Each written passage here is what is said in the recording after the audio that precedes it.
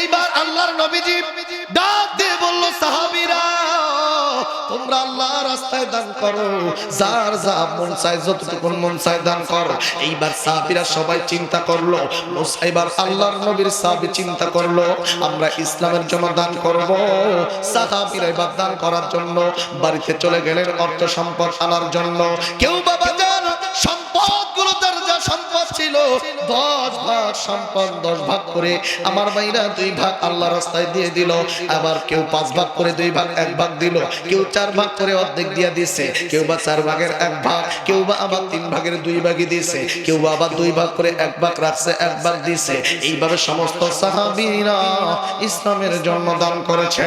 আরে বন্ধু, হযরতে আবু বকর আমার বন্ধুগণ, হযরতে ওমর, ওসমান, আলী সহ অসংখ্য সাহাবীরা দান করেছে।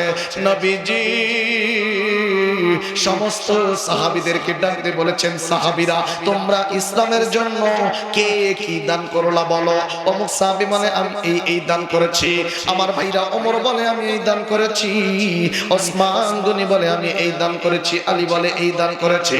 সমস্ত সাহাবীরা এই কথা বলতে বলতে আল্লাহর নবীজি এদিক তাকায় সেদিক তাকায়, কিন্তু বাজান কাউরে পায় না, মানে কাকে জানি খুঁজতেছে।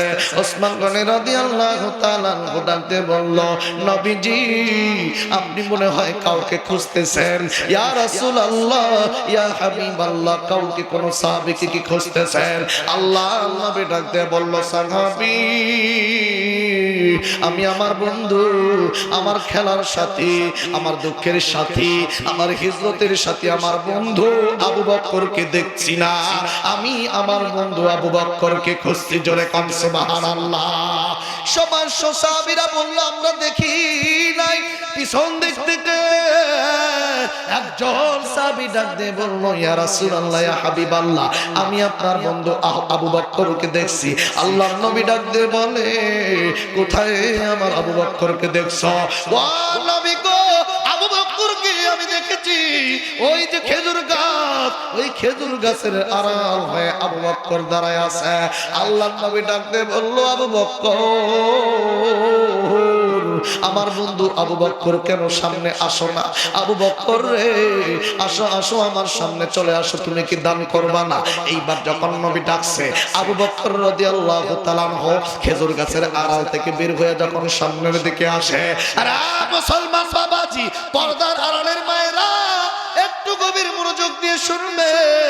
আল্লাহর নবীজি নজর করে দেখে আবু বকর আসতেছে, কিন্তু আবু বকরের দেহের মধ্যে পরনে একটা ছিঁড়া পাতা চট দেখা যায়, আর টোপলার মধ্যে কি জানি নিয়ে আসতেছে।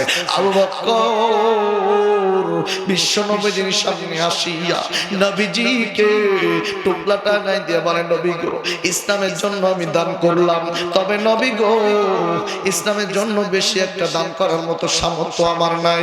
ও নবী গো, এই আরবের বুকে আমি আবু বকর তো একজন ধনাঢ্য ব্যক্তি ছিলাম, বড় ব্যবসায়ী ছিলাম, কিতাবের লিখক লিখে বড় বড় ব্যবসায়ীদের একজন ছিল হযরত আবু বকর, কিন্তু ইসলামের জন্য সব দিতে দিতে আজকে নিঃস্ব হয়ে গেছেন। আল্লাহর নবী ডাকতে বলে, আবু বকর কি কি আনছো?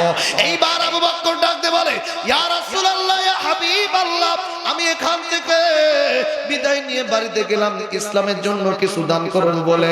বাড়িতে গেলাম, ঘরের মধ্যে যাওয়ার পরে দেখি 2টা খেজুর আর 1 পেয়ালা দুধের পাত্র। আমি এই খেজুর 2টা দুধের পাত্রটা নিলাম। এরপরে যখন আসতে থাকবো, দরজা থেকে নজর করে দেখি আমার পরনের চটটা দরজার পাশেই বসে, দরজার পাশেই রাখা আছে। আমি একবার চটের দিকে তাকাই, আরেকবার আমার লুঙ্গির দিকে তাকাই।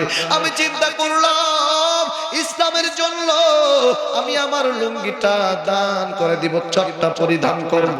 চটটা পরলাম, লুঙ্গিটা নিয়ে আসলাম। এই লুঙ্গি আর 2টা খেজুর আর দুধের পেয়ালা ছাড়া আমার বাড়িতে আর কিছু নাই, আমি সব নিয়ে আসছি। কিন্তু নবী গো, আমার যদি লজ্জার স্থান যদি ঢাকা না লাগতো, আমি আবু বকর আমার দেহের লুঙ্গিটাও পর্যন্ত খুলে দিতাম। ধরে কার আল্লাহু আকবার। আল্লাহর নবী কান্দে, সাহাবীরাও কান্দে। আল্লাহর নবী ডাকতে বলল, সাহাবী ও আমার আবু বকর তুমি কি বাড়িতে কিছু রাইখা আসো না? আবু বকর ডাকে বলে ইয়া রাসূলুল্লাহ ইয়া হাবিবাল্লাহ আমি আমার বাড়িতে সব থেকে দামি জিনিসটা রাইখা আসছি। নবী বলে কোন দামি জিনিস? বলল আমার বাড়ি থেকে সব নিয়ে আসছি আর আল্লাহ আল্লাহ এবং আল্লাহ রাসূলের প্রেম আর ভালোবাসা রাইখা আসছি। আর একটু জোরে বলেন সুবহানাল্লাহ।